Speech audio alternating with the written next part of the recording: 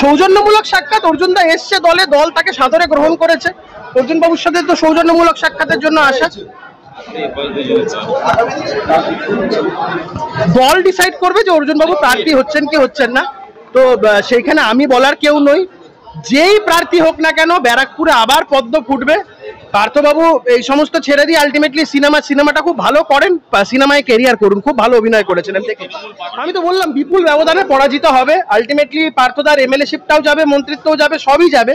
Ultimately পার্থদা খুব ভালো অভিনয় করেছেন, আমি দেখেছি ওয়েব সিরিজটা, খুব ভালো করেছেন।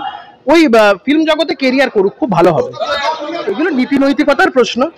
এখন বুঝতে পারছে যদি এখন করে দেয়, আম ছালা দুটোই যাবে, এখন সেই জন্য করতে চাইছেন কিনা বলতে পারবো।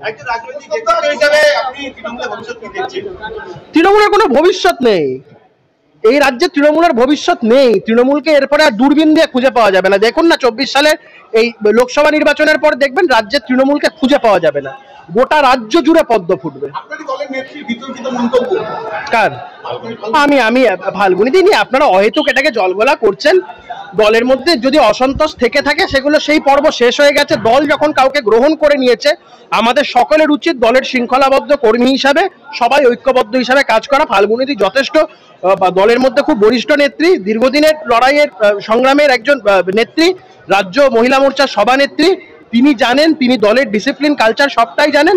আমার মনে হয় না ফাল্গুনীদিকে নিয়ে কোনো কিছু হবে। ফাল্গুনীদি সমস্তটা মেনে নিয়ে যেই প্রার্থী হোক না কেন, সে আজকে দলের XYZ যেই প্রার্থী হোক না কেন, আমরা সবাই একসাথে নামবো সেই প্রার্থীকে জেতানোর জন্য।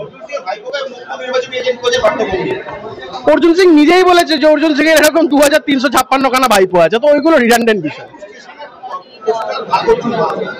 এগুলো তৃণমূলের লোকেরা, পার্থভৌমিকের লোকেরা এগুলো সব লাগাচ্ছে। এগুলো খেয়ে দেয়ে কাজ নিয়ে রাত্রিবেলায় কোনো মাতাল টাতালকে পয়সা দিয়ে পোস্টারগুলো মারায়।